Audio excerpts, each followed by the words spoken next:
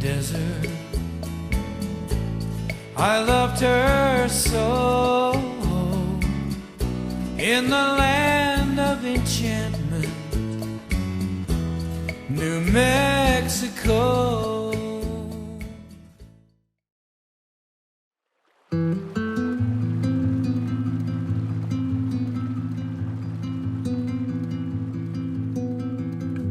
Water flows. Water gets to your tap. Water gets to your irrigation diversion. After a while, time passes, and you can come ambivalent. You can come, it's there, you know, you just turn the tap on, and it's there. You irrigate, you open your gate, water flows. But the actual providing water to your use is not automatic. There's a lot of maintenance, there's a lot of attention, there is a lot of care of infrastructure that ensures a continued flow of water. Ambivalence, allowing someone else to take care of the diversion, to providing your water, leads to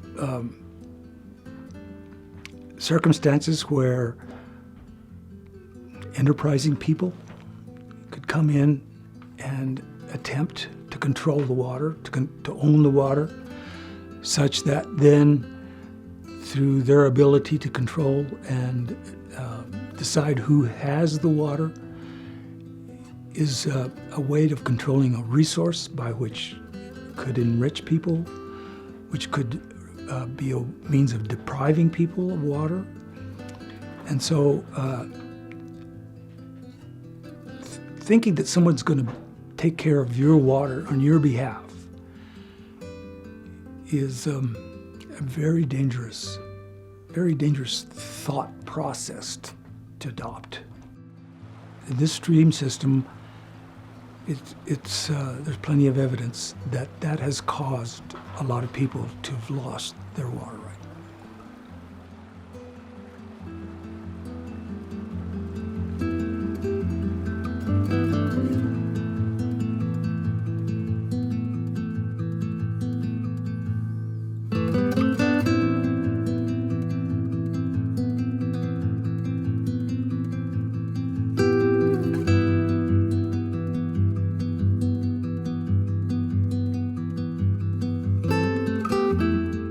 When I moved here and began to understand the complexities of the water in these areas, it was quite a shock, I have to tell you, because it all seemed pretty rooty-tooty, some very scandalous shifting around of water, taking water. I mean, I don't know how much you've delved into like the water rights in this area, but it is a scandal how it's been rearranged outside of what should be the standard, which is the state engineer's office. This area should not fall outside the state engineer's office. I don't care what kind of precedent they think they have, it shouldn't. And to find out that in this area, pretty much it's been an issue of the justice you can afford. And that's pretty shocking, but it probably not to anybody who deals with the law. But it's very true, and we were only able to do this because we did it as a family of several people. His father started the lawsuit. He was blocked multiple times trying to use his water that he believed and that says comes with the deed of the land. And so he originally fought it. Michael picked it back up when I was here, we filed again to change the point of diversion. You understand that the point of diversion was a long way because they used a big, long ditch system. It's impossible now to reestablish that. So it had to be moved onto the property. And so that's what we did, a simple little piece of paper that says, we just want to pull the water here instead of here. Well, yeah, 20 years later, well, not 20 years, 18 right now, I guess, here we are. It was, but I never questioned that it was right. I never did. I believe the water belongs to this property.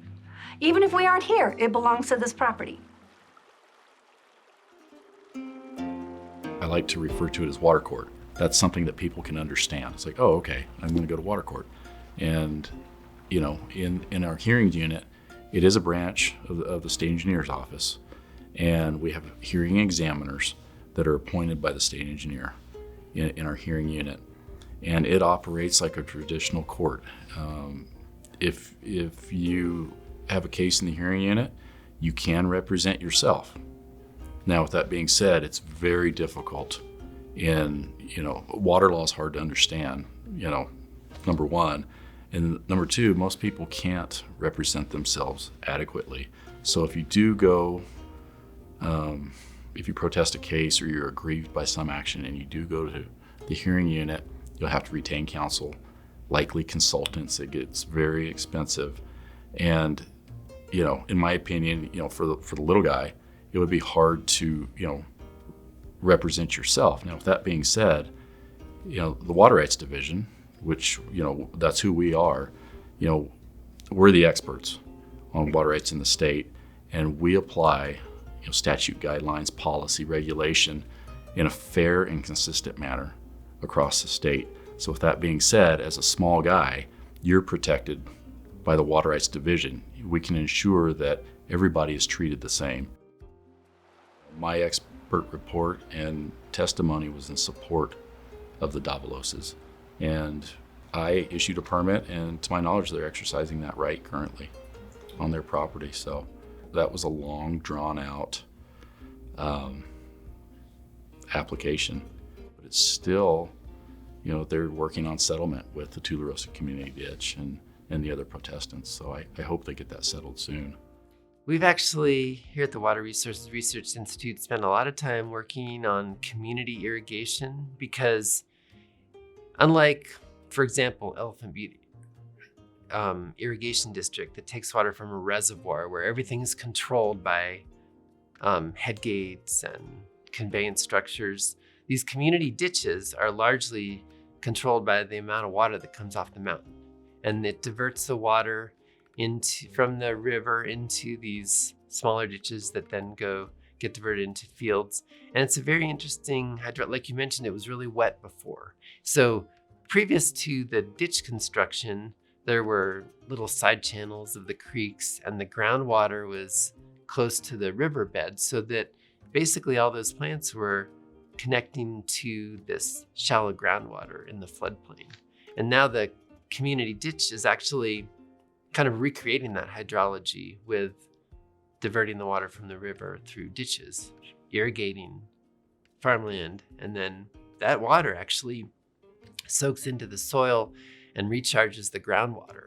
So we found out that that's a really important function that this is kind of one small piece of the picture, but it's really important because by taking that water from the river and distributing it across the floodplain, you get all these values like aesthetics, ecosystem, but of course you're irrigating your farmland and supplying animals and in some cases houses with community water. So it's a really sustainable way to manage water because it's mimicking a lot of the natural processes. When the United States takes over New Mexico between 1848 and 1850, Americans start to arrive on the Santa Fe Trail, actually during the Mexican period. But they start to really come after 1850. And one of them notes in one of their journals that the New Mexicans, they said, they irrigate and farm like they did in Old Testament times. They looked at what we're doing as very archaic, maybe even backwards, or maybe awesome as well. Because we need to remember, when you go back east to places like Missouri or Virginia, it's really green there. There's a lot of rainfall. And the American idea of independence, freedom, it rested on owning property, private property, and obviously participating in your government, your democratic republic or your Republican democracy. So this is what is brought to New Mexico. And the people that come here are not used to a mayordomo, a ditch boss, somebody telling you when you can water or not water. And back east, you really didn't need irrigation. So when they come here, it's a shock to the system for them, and it's a shock to the system for the New Mexicans, because what you start having are conflict in ideas of ownership with land, the land grants, the Spanish and Mexican land grants, and American views of that. The English common law came into conflict with the Roman law that the Spanish and Mexicans had in place. So this is what you start to see in the late 1800s. And people are settling where there's water, just like those ancient civilizations. They're settling along the Rio Grande, along the Rio Chama, the Pecos, the San Juan. All these different sources of water are being accessed by humans. So the Americans come and they bring a certain stress on that demographic population here in New Mexico that's already in place, just like the Spanish did when they came in the 1500s and 1600s. We have a legal system in place, and it doesn't work perfectly, but I think there are ways to work these conflicts out so that everybody has access to water. It's not always pretty. Sometimes it can get violent sometimes, but I think it'll work out. I'm hopeful. I have hope for the future of water in New Mexico. In northern New Mexico, we've had a lot of experience working in Rio Hondo, Arroyo Seco. Those are Taos Valley, where they have multiple acequias that have long-term water sharing agreements that help them divide that water off the mountain that you're talking about. But I think we're actually learning, we've done these community conversations, and this is kind of shifting a little bit to the future, but we're learning that when you get the community involved in talking about their water problems, it becomes readily apparent that sustainability depends on these kind of sharing agreements for everybody. Like there's no kind of winner take all. That's not going to work. We thought for a long time in the hydrology world that engineering and basically technical solutions were going to be our basically our salvation. So we measure hydrology more carefully. We measure every little drop of water, where it came from and where it goes. We talk about, metering and structures to control where the water flows. But what we're learning is, not surprisingly, in this, we call it the Anthropocene, where we're in the epoch, the geologic epoch, where humans are the main driver on the surface of the earth. And we're finding that in hydrology, it's that way too. I mean, people are the ones who are driving the system. So you can measure hydrology till the cows come home, but you're not going to actually understand how to make a difference until you see how the people are influencing the system.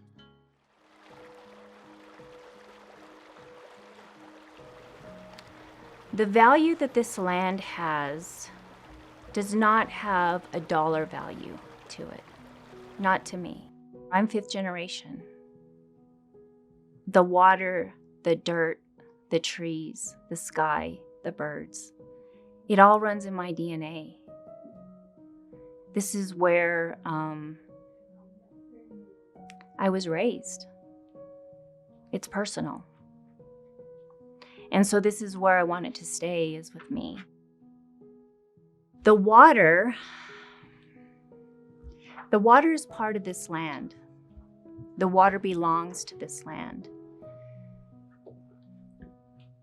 What is unfathomable to me is when somebody outright owns something, that somebody can come along and still say, that is not yours. It is not rightfully yours. And that's an injustice. It's wrong. And I feel as now that I own the property, but yet my parents still live here, now I have a responsibility to make sure this water stays on this property. We never thought it would take this long. We never thought. And even early on, there were signs that we were going to win. I mean, the state engineer joined us. The state engineer wrote an incredible document, incredible order to the court of why he believes this still belongs to this property. And yet still, here we are fighting. And when Robert came in and we thought, terrific, because he was very reasonable about, no, let's just make a document. Let's just say, this is what it is. This will stand by these conditions. And technically, we are a part of their system. Doesn't make any sense, but that's pretty typical. And yet we have no say in the water use at all, except for our own. And even we were not given carte blanche. We were not just given unlimited water. We were told. We asked for amount of water, we weren't given it. The state engineer said you can have this much. The state engineer says you have to meter your water. Well, we will be the only people being metered. I mean, so we agreed, we had to. So it's a little hard to swallow that after all this time and after everything that's happened, they're still fighting us, and that we have a document that we agreed to that they're now going to try and fight. But, In September of 2021, the same former commissioners who recruited us and forced us through an election process decided to sue the Tularosa Community Ditch. How's that for irony? Stating that we, the current sitting commissioners at the time, were hostile, and basically in the lawsuit they named 73 different claims, all of which were false. So getting from September to November, they were demanding a declaratory judgment of the judge, to have the county clerk hold the election that was coming up in December of 2021, this past December. So at the hearing, all the lawyers did this because of COVID, and we did a virtual hearing prior to the trial. The judge threw out all 73 claims as ancillary with prejudice. So the Davalos case wasn't even brought up in the claims because of, in my opinion, ineffective application of the county clerk to govern the issue of a proxy vote. It turned out that one of the former commissioners who reelected himself had over 100 proxy votes, so he voted for himself. With the way it turned out, and judgments can be made whether it was lawful or not, or above board or not, or have integrity or not, Smokey Bear could have won a commissionership with that election, with the right amount of proxy votes. I mean, we tried to right some of the wrongs that we saw, and the Davalos is one of them. We tried to fix a lot of the legal issues that they had in-house with the Ditch Corporation. A lot of those are still outstanding because they just inundated him with work. I believe that it was worth it in the long run. We learned some really hard lessons from it. On my part, I would say not gushing blood, but a lot of bruises. And they were inflicted purposefully with malice. Mm-hmm. Now, Diana and myself are people of high integrity, so we stayed our hand when it came to that. It could have gotten really We didn't retaliate. We just told the truth. That's part of having integrity. The fact that this is my hometown, and it reminds me of two things. There's many reasons I was gone for 40 years and very successful in the careers that I've had. Second part of that is I was shocked that the competition for the village idiot is so high down there. That's the nicest way I can say that. But yes, it was worth it. Well, and you just said that on camera. I did, and I meant it.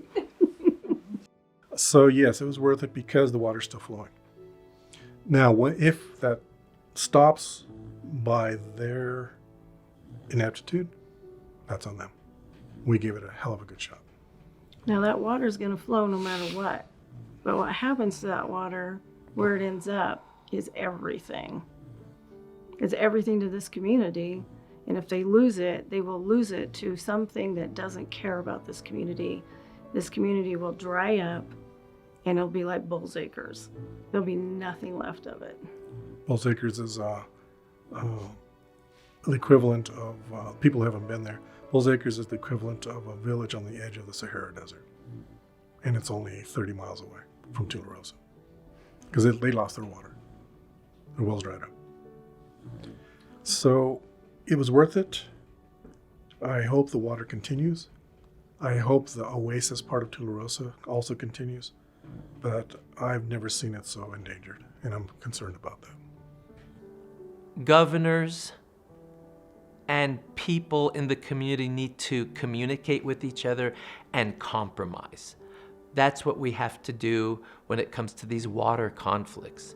In the Mora Valley, there's conflict with the Picuris Pueblo on the other side of the mountains, because when Mora started to be settled in the 1800s, at some point they started to access the water that the Picuris Pueblo people had been accessing for centuries. So they used some technology to make water run uphill, essentially, and they diverted some of that water into the Mora Valley to water the acequia there. And so we have these conflicts even today. And that's the question, is does one community have access to water? Is it only theirs? Can other communities have access to that water? That's where we need to talk and work things out. I mean, we're dealing with world conflicts right now because people are not talking.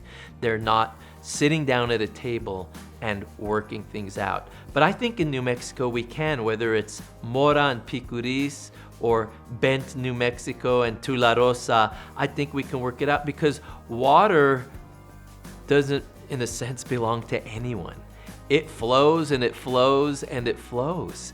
It doesn't stop. It keeps going, whether it's going through a river, going into the ocean, going up and evaporating into the sky, and then raining down on the earth. It's a movable feast. It's always with us, but then it disappears. So we have to find a way that we can all access it and live off of it. A lot of, potential conflict comes out of misunderstanding. So the more that we can educate everybody, the more that everybody will be involved in our water future. And then you get this situation where we realize that we're going to do better as we come up with these solutions together. But I think that there is that potential for conflict does make this even a more important issue, to dedicate more resources, time, effort. It always reminds me, I don't remember the quote from out of Africa, when they had diverted the water for the coffee beans, I don't even know what they were using them for, but they diverted the water for the coffee beans, and they had a huge storm and a flood. It broke the dam, and the water went back to its original track. And she was like, why aren't you helping? She was asking the African, why aren't you helping? Why aren't you helping? And they said, this water belongs in Mombasa. And that's how I feel about this. This water comes from a watershed here. It is a unique little ecosystem that I think deserves to be protected.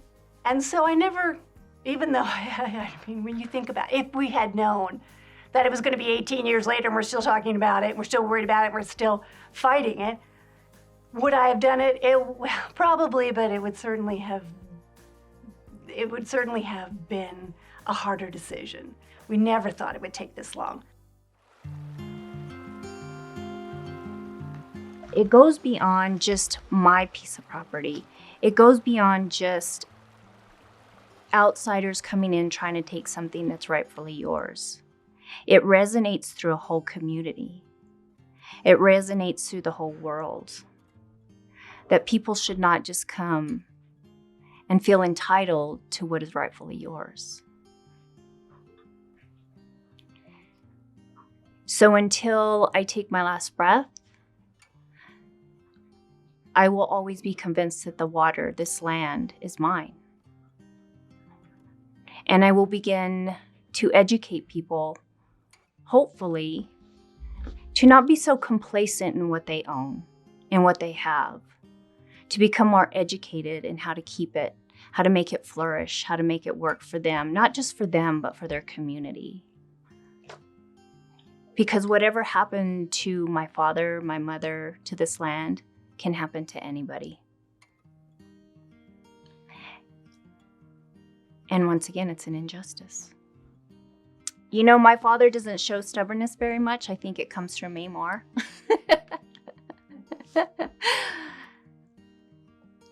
I don't think it's it is stubbornness. There is some stubbornness in there. There is tenacity in there. But as I mentioned before, there's more passion behind it. You know, a person has to have a desire to do something. They have to believe in something, to make something work, to want something that bad. And it can be defined in a multitude, in a myriad of ways. But he had a vision that he wanted to see come to fruition. I have yet asked him what it was.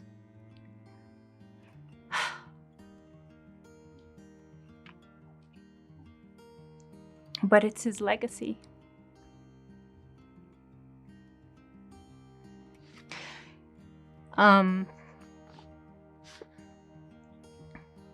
I can't imagine not living the rest of my life here. I can't imagine following through with his dream. I can't imagine not seeing water hit the ground for the first time. When that water finally came through, it was magical. I mean, I will remember that day for the rest of my life. And it was something that I was able to share with my father. You know, at the end of the day,